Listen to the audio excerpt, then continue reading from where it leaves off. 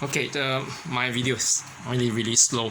Okay, as I don't think that there isn't any enough of storage, so just let me get things a little bit clear about what's happening. So on the day of this discard itself, I asked the next, okay, the ex, are you seeing other guys? I didn't get a real reply. This constant denial. But you know what's the irony of it all was that the ex didn't even dare to look at me in the eyes. I mean, if you can deny it, but you don't dare to even look at me in the eyes, what does it say about you as a person? And then you just go and blame me, saying that I'm sensitive, I'm paranoid. When you have your so-called best friend telling me stuff about you, your so-called best friend. Okay, I don't believe it. Okay, so the thing that take away from all this, I mean, what can we say? I mean, guys can be abused too, yeah. And if you look at this whole thing about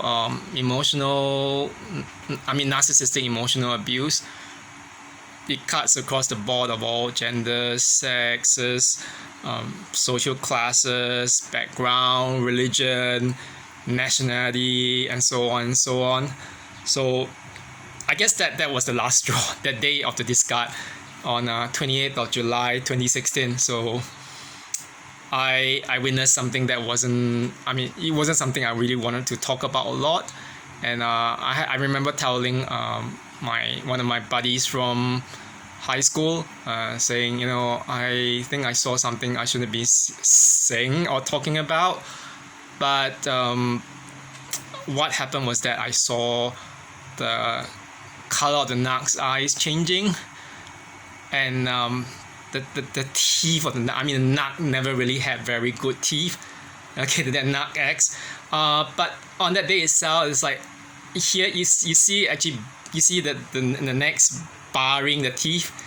It's just like fangs ready to tear me apart, and the next raised hands like this. You shut up. Like it's like to say, you shut up and stop asking me questions, because if you ask me questions, it's not directly said, but it was hinted at by that gesture. I'll kill you and I'll hurt you and your family and stuff.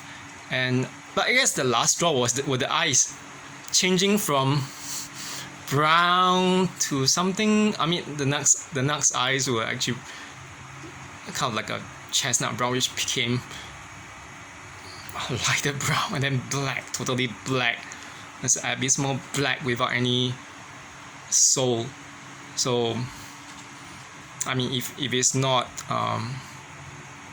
demonic possession, I don't know what it is. Okay, maybe someone can give me a scientific explanation for that.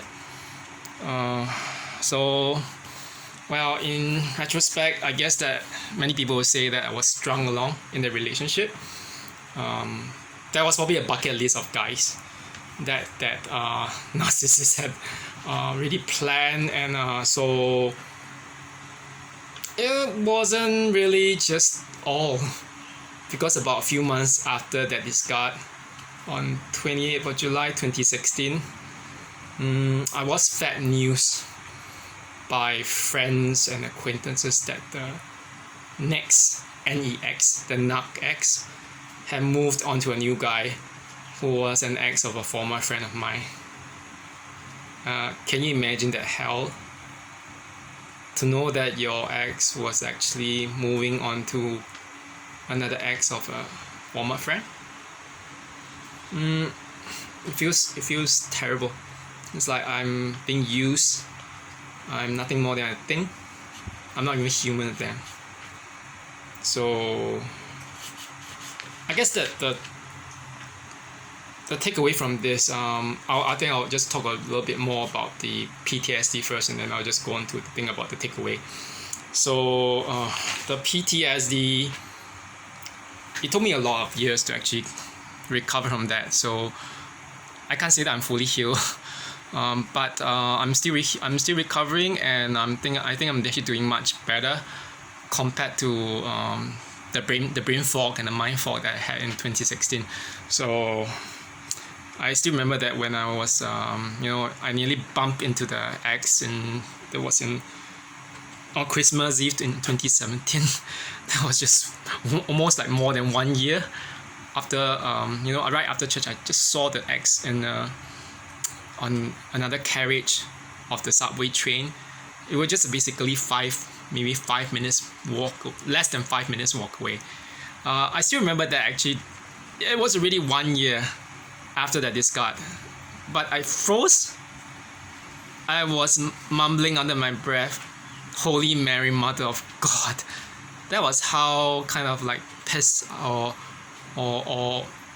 catatonic I was. I froze. I then turned the other way right after swearing and walked in the opposite direction. I mean, and a few days after, I was on holiday, but can you imagine the nightmares I had? They weren't fun. So I had nightmares of being slapped, being cursed, and being ranted at, and you wake up to that kind of feeling. Oh, did anyone slap me? Did anyone hurt me? I wouldn't want to live through that. And then even in 2016, just right like a few months after that discard, I can't remember that. Jokes about my age, because I'm not that young. I'm actually in my 40s now. My manager in my former workplace actually made a joke about my age. It was a kind of sexual joke saying, something like, at 40s, do y'all like guys still have a sperm bank that actually, that's full and it still doesn't run dry? And I don't know what happened. It was just like I just froze. I didn't freeze, but I went into some kind of a panic mode. And it's like, I had a meltdown, and I asked my manager and my assistant manager, can I just like go into the bathroom just to collect myself? And I took a few minutes. I tried to collect myself. I thought I was gonna cry or break down, but I couldn't.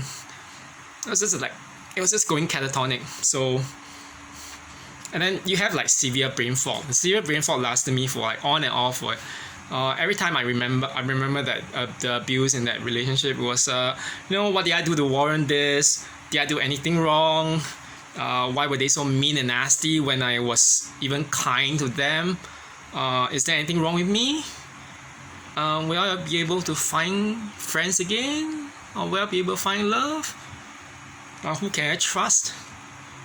And it's not even just it. It was like withdrawal for 2 years. I remember telling one of my friends back in Korea that I actually messaged her and told her, oh Sophie, that I've been away from everyone. Like I've been withdrawing for 2 years. I didn't talk. I just worked, and then after I got back home, I didn't even say hi to anyone.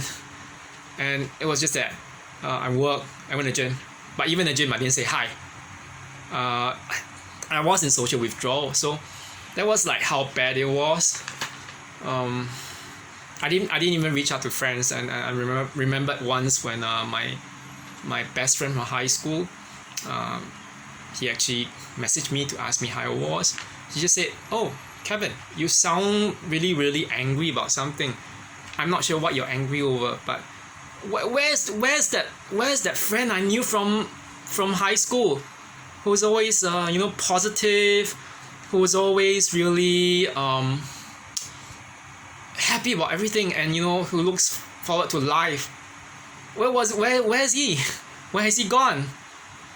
So I mean that was then. So but to go back to the takeaway from this episode in my life, so just taking away things like the discard being planned, manipulation, people feeding back news to the narc, flying monkeys and everything, flying monkeys being the spies.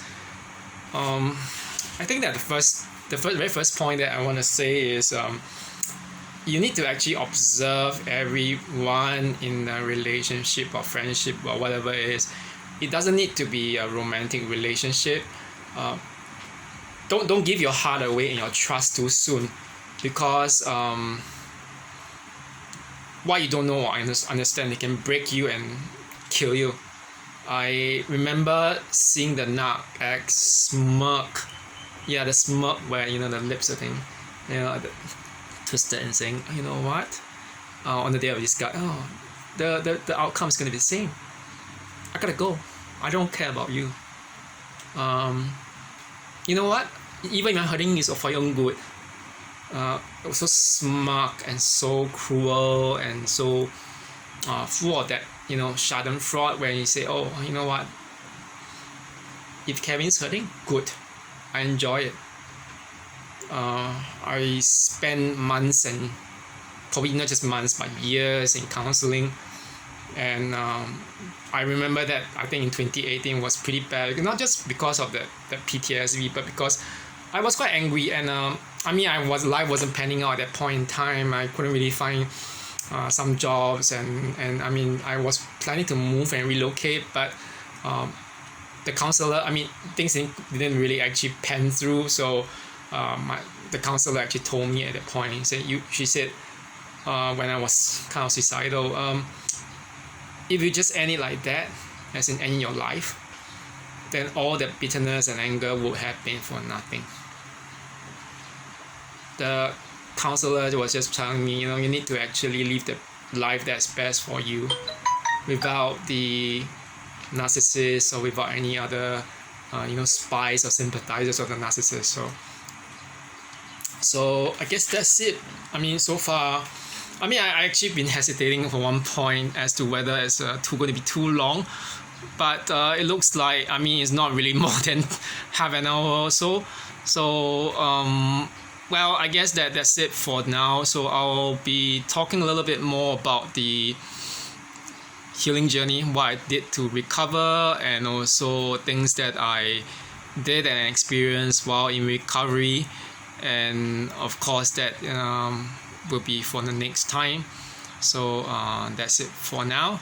So I'll just post later on when I'm ready with that. Okay, till then, do stay tuned, and of course, if you like the video, you can just put a thumbs up.